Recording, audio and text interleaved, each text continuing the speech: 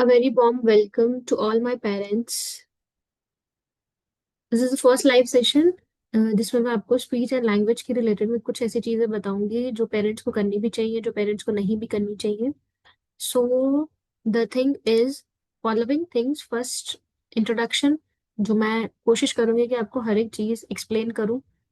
Build in confidence of mothers. Mothers का confidence, बहुत से पेरेंट्स आते हैं जिनका कॉन्फिडेंस लूज हो जाता है कि ये चीज सोच के कि मैम मेरे बच्चे को ये प्रॉब्लम हो गई है, या बच्चे को ऑटिज्म है, एडीएचडी है, कैसे होगा, हर एक चीज मैनेज कैसे होगी. नेक्स्ट इंपॉर्टेंट थिंग इज बच्चे को इंगेज कैसे करें. स्पीच के लिए बच्चे को स्पीच इंप्रूव करनी है बच्चे की, तो उस चीज में आप क्या कर सकते हैं. बच्चे की नीड्स को किस तरीके से एड्रेस कर सकते हैं. सो सब चीजें हम इसमें एड्रेस करेंगे. तो द इम्पॉर्टेंट थिंग विच मैं हर एक पेरेंट को बोलती हूँ कि यार, your child is not disable. वो सिर्फ एक डिफरेंटली एबल्ड चाइल्ड है. बच्चा सिर्फ डिफरेंटली एबल्ड है और कुछ भी नहीं है. So always try not to react on certain things जो हम बोलते हैं कि मैम ये ऐसे करते हैं, मैम बच्चे ऐसे करते हैं. तो ऐसी कोई भी चीज नहीं होती है कि जो बच्चे नहीं करते. बच्चे हर एक चीज, सब किसी भी एज में है, बच्चे हर एक चीज करते हैं. नेक्स्ट इंपॉर्टेंट थिंग इज बच्चे की, चाइल्ड की स्पीच को कैसे असेस करें. We cry, we talk, we listen to the word of sound and words. These acts are not as simple as the sound. बहुत से पेरेंट्स आते हैं मेरे पास जो ये चीज सोचते हैं कि मैम मेरा बच्चा ये नहीं करता है, मैम मेरा बच्चा वो नहीं करता है. बच्चे के जो स्पीच का एरिया होता है, बच्चे के स्पीच के जो माइलस्टोन्स होते हैं, वो माइलस्टोन्स, मैं बोलूंगी कि वो एक हिडन माइलस्टोन होता है जो शायद मुझे लगता है कि बहुत देर बाद पता चलता है. ब- बच्चा 4 से 5 साल का हो गया है, पता नहीं चला कि क्या है, क्या करना है, क्या नहीं करना है. So child listen a lot before he can speak well. बच्चा सुनता बहुत है बोलने से पहले. Our ability to speak help us to know more about a wonderful world we live in. हम जिस वर्ल्ड में रहते हैं, बच्चा आपके नजरिए से वर्ड को देखता है. आप जितना उसको बोलते हैं, जितना हम उससे बात करते हैं, वो चीजें हेल्प करती हैं बच्चे को कि किस तरीके से पूरा हमारा वर्ल्ड है. It helps to understand other living ideas, other individual ideas को किस तरीके से अंडरस्टैंड करना है, इमोशंस को, and tell them what we want to say. किस तरीके से हम क्या कहना चाह रहे हैं, वो सब चीजें हम असेस करते हैं कि बच्चे की, चाइल्ड की स्पीच किस तरीके से. और it's a difficult act, it's a difficult act, cannot be mastered by many. बहुत से बच्चों नहीं भी बोलते. बहुत से बच्चे न्यूरो डेवलपमेंट डिसऑर्डर के साथ होते हैं, तब भी स्पीच डिले हो जाती है. तो कुछ चीजें ऐसी हैं जो हमें देखनी चाहिए पहले, कि बच्चे की स्पीच एंड लैंग्वेज डेवलपमेंट में क्या चीजें इंपॉर्टेंट है. So the first important thing is normal auditory system. Do the child have normal auditory system. क्या बच्चे का जो नॉर्मल ऑडिटरी सिस्टम है, बच्चे का नॉर्मल ऑडिटरी सिस्टम होने का मतलब क्या है कि बच्चा स्पीच डिले में नहीं जाता. अगर बच्चे का ऑडिटरी सिस्टम नॉर्मल नहीं है, माइट भी बच्चा स्पीच डिले में जाएगा. क्योंकि उसको लोकलाइजेशन में आवाज किस तरीके से आ रही है, कहाँ से आ रही है, उसमें प्रॉब्लम होगी. डिस्क्रिमिनेट करने में साउंड को तब प्रॉब्लम आएगी. Next is, do the child have adequate physical and emotional health. बहुत से पेरेंट्स बोलते हैं कि मैम बिल्कुल ठीक है, बच्चा सिर्फ बोलता ही नहीं है. But in the prerequisites, in the history, we always talk about कि बच्चे की फिजिकल एंड इमोशनल हेल्थ, जो बच्चे की ओरल लैंग्वेज की ग्रोथ में इंपॉर्टेंट है, वो ठीक है या नहीं ठीक है. क्योंकि आपके घर का माहौल, आपके फैमिली मेंबर्स, जितनी भी चीजें हैं बच्चे की इमोशनल हेल्थ में, वो वर्क करती हैं, वो इंडल्ज होती हैं आपके बच्चे की ग्रोथ में, आपके बच्चे की ओरल लैंग्वेज को डेवलप करने में, उस बच्चे की ग्रोथ में कि किस तरीके से बच्चे को बोलना है. क्योंकि कुछ बच्चे ऐसे होते हैं, जो बच्चे डिप्रेस्ड होते हैं, बच्चे एंग्जाइटी में होते हैं, वो बच्चे बोलते नहीं, बच्चे बिल्कुल चुप हो जाते हैं. सो देर आर समथिंग कि बच्चे की physical and emotional health is very important to the for the growth of oral language. Next important thing, normal intellectual capacity. बच्चे की जो इंटेलेक्चुअल कैपेसिटी है, वो बच्चे की नॉर्मल है या नहीं है, बच्चे की कॉग्निशन डेवलपमेंट नॉर्मल है या नहीं. Do the child show normal neuromotor maturation. बच्चे की जो न्यूरोमोटर मैच्योरेशन है, वो नॉर्मल है या नहीं है. नॉर्मल इंटेलेक्चुअल कैपेसिटी है जो, वो बच्चे की है या नहीं है. क्योंकि parents came to me with this thing कि स्पीच थेरेपी करानी है. ओके, बट क्या बच्चे का कॉग्निशन डेवलपमेंट है उसका उस तरीके का है जिस तरीके की आप चीजें सोच रहे हो कि हाँ हम इसे 2 साल बाद में हमें इसको स्कूल में डालना है, 1 साल बाद में हम इसको स्कूल में डालना है, तो हम चाहते हैं कि इन्हीं सी बीच में ये बिल्कुल ठीक हो जाए, हम इसको स्कूल में डाल सके, फिर पढ़ाई का stress. Do your child have that level of cognitive development कि बच्चा हर एक चीज कवर कर लेगा?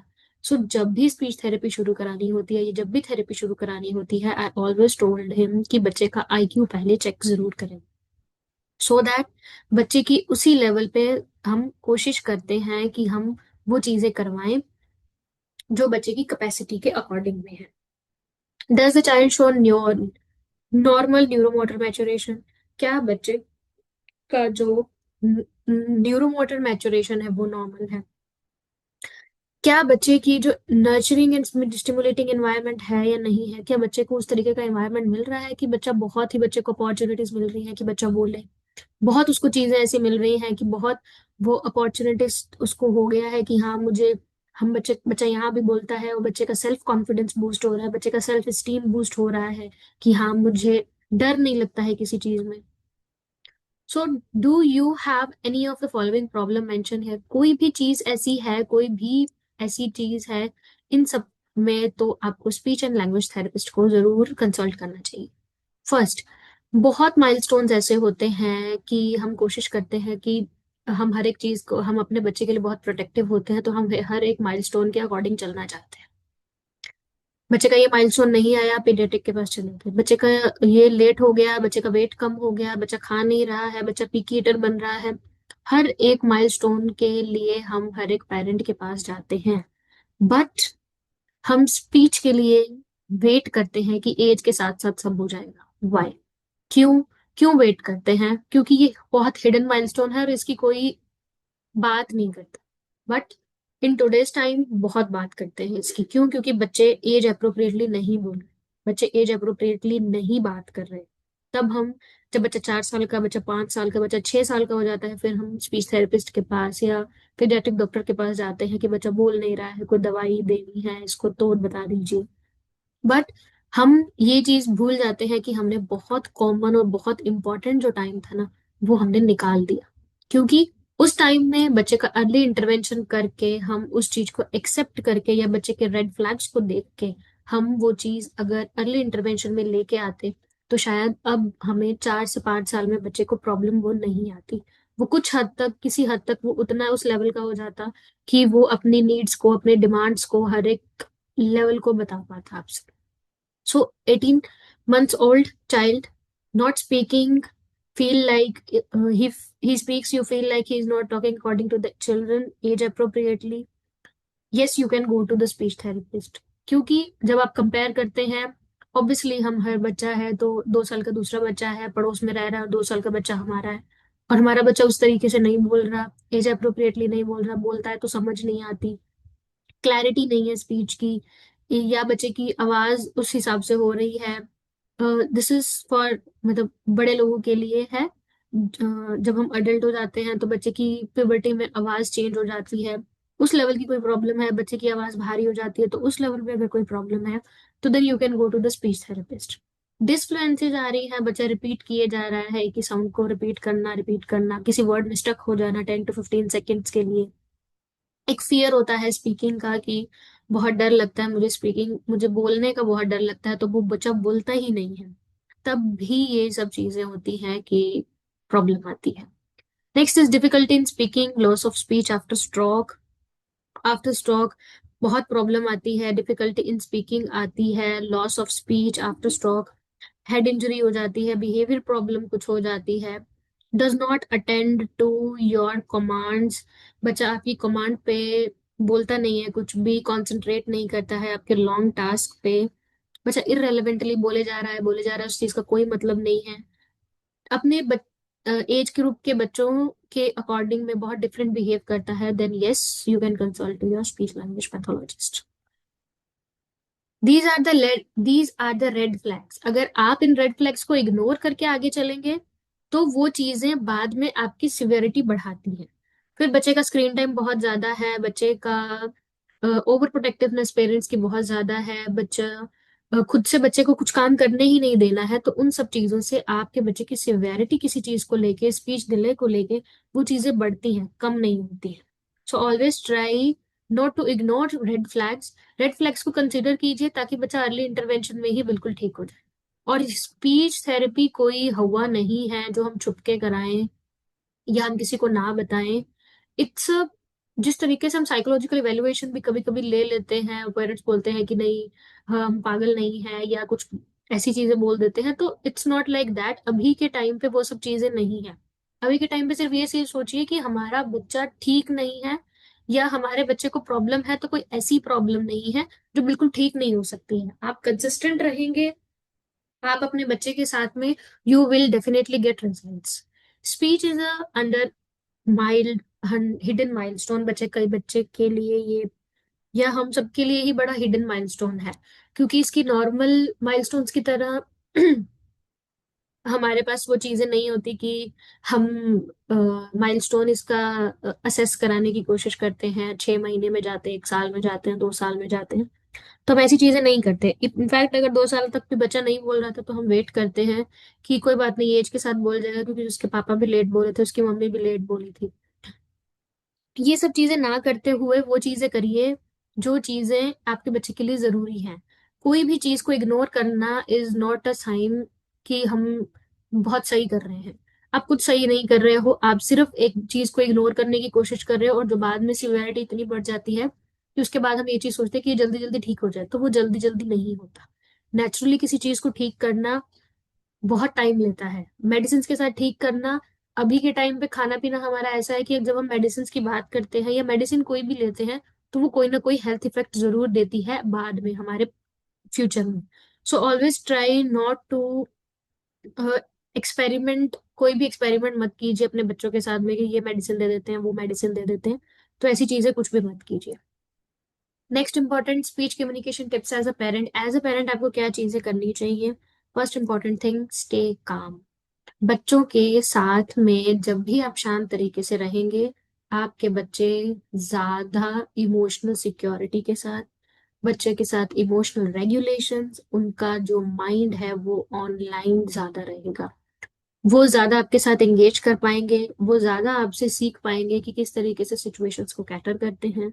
वो ज्यादा आपसे हर एक चीज को सीखेंगे कि yes, my mother is doing this thing, मेरी मम्मा ने ये किया है, मेरी मम्मा मुझे मारती नहीं है कभी भी, मेरी मम्मा मुझ पे चिल्लाती नहीं है, वो ये सब चीजें नहीं करती है। तो आपका बच्चा भी आपको देख के, क्या आप मॉडल कर रहे हो उसके सामने, वो वही चीज आपको सामने करेगा। सो स्टेइंग काम, आप बच्चे को यही चीज सिखाते हैं कि आपको हर सिचुएशन में कैसे कामली चीजों को कैटर करना है।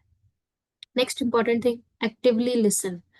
बच्चों के साथ में जब भी बैठे, एक्टिवली उन्हें बात करें, उनसे एक्टिव लिसनिंग करिए। कोई भी चीज यूज मत कीजिए वाइल टॉकिंग उनका। जब भी आप, बाय द वे, स्पीच के सेशंस हैं, आपको स्पीच थेरेपिस्ट बोलते हैं कि घर में भी बच्चे को टाइम देना है, तो इसका मतलब ये नहीं है कि बच्चे को एक्टिविटी पकड़ा दी, हम फोन यूज कर रहे हैं उसके पास में। नहीं, बच्चे की इंगेजमेंट भी बढ़ानी है। आप बच्चे से इंगेजमेंट नहीं बढ़ाएंगे तो बच्चा बात नहीं करेगा। So do not use phone, do not do anything else while talking. बच्चे के साथ में कभी भी वो चीज मत कीजिए। Face to face interaction is must. Face to face interaction इसीलिए मस्ट बोला जाता है क्योंकि बच्चे के फेस टू फेस इंटरेक्शन से बच्चा आपके एक्सप्रेशंस को, बच्चा आपकी हर एक चीज को नोटिस करता है। बच्चा आपके फेशियल एक्सप्रेशन से चीजों को सीखता है, सिचुएशन को हैंडल करना सीखता है, और मिमिक करता है, इमिडिएट करता है, जिससे आपके बच्चे की वोकेबलरी इनहेंस होती है। Next important thing, try not to react. Listening, listen, सुनिए बहुत अच्छे से, रिस्पॉन्ड कीजिए, रिएक्ट मत कीजिए। आपका रिएक्शन बच्चे की वोकेबलरी इनहेंस भी कर सकता है, आपका रिएक्शन बच्चे की इमोशनल सिक्योरिटी को कम करके, और बच्चा चुप भी हो सकता है, वो नहीं बोलेगा उसके बाद में, क्योंकि बच्चे के मन में ये चीज आ जाती है कि नहीं, मम्मा इस तरीके से रिएक्ट कर रही थी। तो आपका रिएक्शन, आपका काम, जब हम बात करते हैं किसी चीज को बढ़ाने की, तो एनहांस करने के बजाय वो लोअर डाउन भी आ सकता है। स्टेइंग काम रहना, कभी कभी होता है कि हाँ, हम काम नहीं रह सकते, तो टेक अ पॉज, पॉज ले लीजिए, बात करिए, आप एक बार बच्चे को, it's not only your responsibility कि आप बच्चे को संभालें। टेक अ पॉज, बच्चे को जिस तरीके से हम टाइम आउट लेते हैं बच्चों के लिए, आप अपने लिए भी ले सकते हैं। सो टाइम आउट लीजिए, लोअर डाउन योर वॉल्यूम। कभी भी बच्चों से ऊंची आवाज में बात मत कीजिए, क्योंकि जब आप ऊंची आवाज में बात करेंगे तो आपका बच्चा डबल ऊंची आवाज में बात करेगा। Never ever raise your volume in front of your child, क्योंकि आपको जिस तरीके से वो देखेंगे उसी तरीके से आपको वो आफ्टर 10 ईयर्स आपके साथ बिहेव करेंगे। So do not try these things. अगर आपको पता है कि हाँ अब मेरी बर्दाश्त से बाहर हो गया है, बच्चे को फादर को दे दीजिए, या अपने इन लॉज अपनी मम्मी को दे दीजिए, किसी को भी दे दो। And take your time. But क्योंकि बच्चे आपके साथ 10 मिनट में बिल्कुल वैसे के वैसे ही हो जाएंगे। वो ये चीज नहीं सोचेंगे, वो उनको ये नहीं पता है, उनको सिर्फ ये पता है कि ये मेरी मम्मा है, बस। उनको 10 मिनट के बाद जब कुछ याद ही नहीं रहना है, चाहे मेरा बच्चा न्यूरो डाइवर्जेंट है चाहे नहीं है, बच्चों को नहीं याद रहता कि उन्होंने क्या किया। उनके लिए आप उनकी मम्मा है तो वो आके उसी तरीके से प्यार करेंगे, उसी तरीके से आपको हक करेंगे, उसी तरीके से आपके साथ बैठेंगे। So do not try these things जिसमें आपको बाद में रिग्रेट हो। तो स्टेइंग काम, आप बच्चे को बहुत सी चीजें सिखाते हैं। Next is physical and oral development.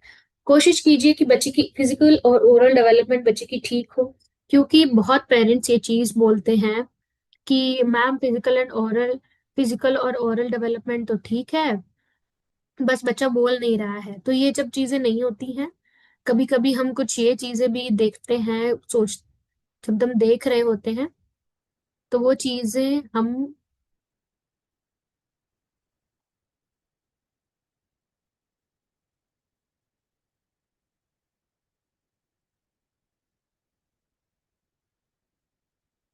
Wait a minute.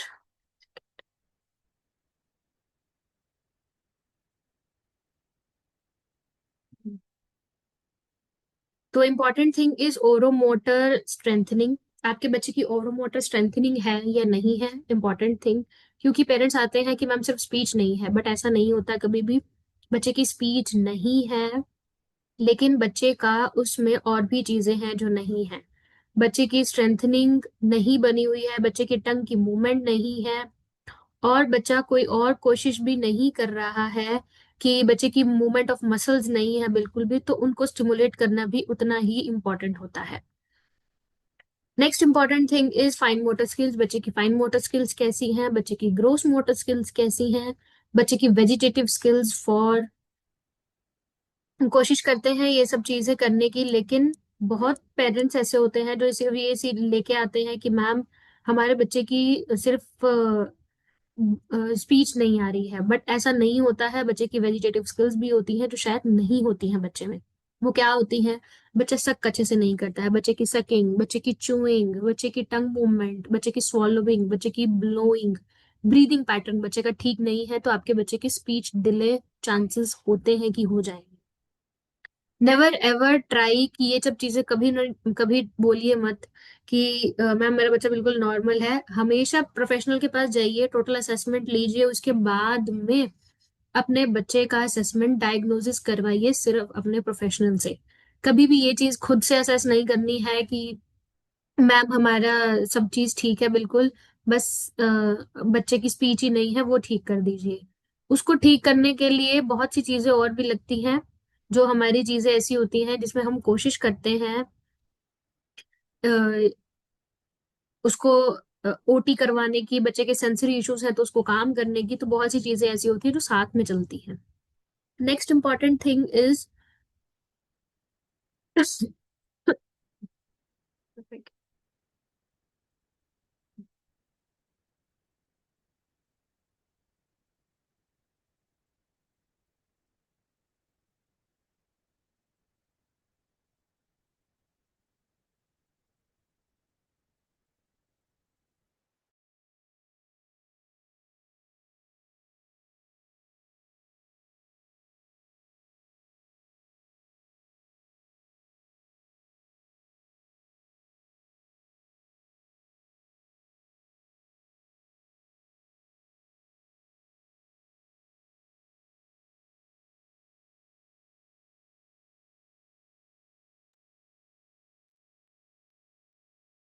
Okay, sorry for this. तो नेक्स्ट इंपॉर्टेंट थिंग हमारी क्या आती है, skills important for speech and language. क्या क्या स्किल्स इंपॉर्टेंट है बच्चे की स्पीच और लैंग्वेज के लिए। बहुत पेरेंट्स ऐसे होते हैं जो सोचते हैं कि सिर्फ स्पीच नहीं है, लेकिन बच्चों में और भी चीजें होती हैं जो नहीं होती हैं। सबसे पहली चीज बच्चे का अटेंशन। बच्चे के अटेंशन स्पैन पे काम कीजिए। बच्चे का अटेंशन स्पैन अगर नहीं होगा, बच्चे की कॉग्निटिव स्किल्स जब नहीं होंगी, तो आप बच्चे को स्पीच थेरेपी में या बच्चे को किसी भी चीज में इंडल्ज करने में आप उसको प्रॉब्लम फेस करेंगे। बच्चे का अटेंशन स्पैन 10 सेकेंड से कम है और बच्चे की स्पीच नहीं है, ये चीज नहीं होती। बच्चा बैठेगा नहीं, बच्चा सुनेगा नहीं, तो बच्चा बोलेगा भी नहीं। तो सबसे इंपॉर्टेंट चीज हम पहले सबसे पहले काम करते हैं बच्चे के अटेंशन स्पैन पे। बच्चे का अटेंशन स्पैन जैसे जैसे बढ़ता है, बच्चा आपकी तरफ ध्यान देता है, बच्चा आपकी बात को सुनता है, उसके बाद बच्चा इमिडिएट करता है, बोलता है, और फिर उसकी वोकेबलरी इनहेंस होती है। नेक्स्ट इंपॉर्टेंट थिंग, बच्चे की कॉग्निटिव स्किल्स। बच्चे की कॉग्निटिव स्किल्स कैसी हैं, वो चीजें सबसे ज्यादा इंपॉर्टेंट होती हैं। क्योंकि जब भी पेरेंट्स मेरे पास आते हैं तो ये चीज बोलते हैं कि मैम, मेरे बच्चे की स्पीच नहीं है, बट बच्चे का आईक्यू लेवल ही बहुत डाउन होता है और ये चीज पता नहीं चलती है। कभी कभी बच्चे का आईक्यू लेवल बहुत हद तक ठीक भी होता है, तो उसकी और भी हिस्ट्री हो सकती है। मैं सिर्फ ये नहीं बोल रही हूँ कि कॉग्निटिव होना चाहिए, बट जब भी थेरेपी में आते हैं तो कॉग्निटिव, हम आईक्यू के लिए जरूर बोलते हैं कि आप अपना आईक्यू चेकअप करवाइए, आईक्यू टेस्टिंग करवाएंगे, उसके बाद हम बच्चे के आईक्यू के अकॉर्डिंग में थेरेपीज को प्लान करते हैं। Next important thing is eye contact. बच्चे का आई कांटेक्ट नहीं होगा तो डेफिनेटली स्पीच डिले होगा, क्योंकि आपका बच्चा ध्यान नहीं देगा, आपके बच्चे का अटेंशन स्पैन कम होगा, बच्चे का आई कांटेक्ट मेंटेन नहीं होगा। तो आपका बच्चा जब ध्यान नहीं देगा तो वो बच्चा बोलने में भी देरी कर सकता है। Next important thing, sitting. बच्चे की सिटिंग नहीं है, क्योंकि बच्चे का अगर बच्चा बैठेगा नहीं आराम से और बच्चा भागता ही रहेगा, इधर उधर भागता रहेगा। कौन, बहुत पेरेंट्स होते हैं ऐसे जो भागते हैं लेकिन कोशिश ये करते हैं कि हमारे पेरेंट्स खाना खिला दे तो हम पीछे पीछे भाग के खिला देते हैं, लेकिन स्पीच आप उस तरीके से नहीं करा सकते। स्पीच के लिए आपको ये इम्पोर्टेंट थिंग है कि आपको बच्चे की सिटिंग उस तरीके से, बच्चे को टॉयज ला के दीजिए, बच्चे की सिटिंग को बढ़ाइए। बच्चे का अटेंशन, बच्चे की सिटिंग जब बढ़ेगी और बच्चे का जॉइंट अटेंशन जब बढ़ेगा, तब ही बच्चे की स्पीच आएगी। स्पीच के लिए स्किल्स इंपॉर्टेंट है। मैं ये नहीं बोल रही कि बच्चे ऐसे बोलते नहीं है, but the skills are early learning skills जो बच्चे में होंगी, तो आपका बच्चा, फिर आप रीच आउट हो सकते हो स्पीच के लिए, फिर आप रीच आउट कर सकते हो स्पीच एंड लैंग्वेज के लिए। नेक्स्ट इज, बच्चे की पॉइंटिंग है या नहीं है। बच्चा वेव करता है, बाय बाय, हाय, हेलो, ये सब चीजें पॉइंटिंग वेविंग है या नहीं है। बच्चा गेस्चर यूज करता है या नहीं करता है, कोई चीज चाहिए तो उसको पॉइंट करता है नहीं करता है। ये सब इंपॉर्टेंट चीजें हैं जो हमें अर्ली लर्निंग स्किल्स में देखनी होती है। मेक श्योर कि ये लर्निंग स्किल्स, ये अर्ली लर्निंग लैंग्वेज स्किल्स हैं जो बच्चे में होंगी, तो स्पीच एंड लैंग्वेज की जो आपकी रिजल्ट्स हैं स्पीच एंड लैंग्वेज के, वो बहुत अच्छे आएंगे। नहीं तो सबसे पहले हमें इसी इन सब चीजों पे काम करना होता है, उसके बाद हम स्पीच पे काम करते हैं। नेक्स्ट इज, घर में आप क्या क्या चीजें यूज कर सकते हैं स्पीच थेरेपी के लिए। फर्स्ट इंपॉर्टेंट थिंग, बच्चे के अटेंशन पे काम कीजिए। बच्चे को ऐसे टॉयज दीजिए जिसमें बच्चे की टाइमिंग ज्यादा लगे, जिसमें बच्चा इंगेजमेंट बच्चे की ज्यादा हो। Simple words and sound use करिए स्टार्टिंग में। बच्चे के साथ कॉम्प्लेक्सिटी यूज करेंगे, दो चार चीजें, टू सेंटेंसेस, कमांड्स दे देंगे कि हाँ हम टू डायरेक्शन कमांड दे रहे हैं, तो बच्चा इग्नोर कर देगा, बच्चा नहीं देखेगा। Use always simple sounds and words.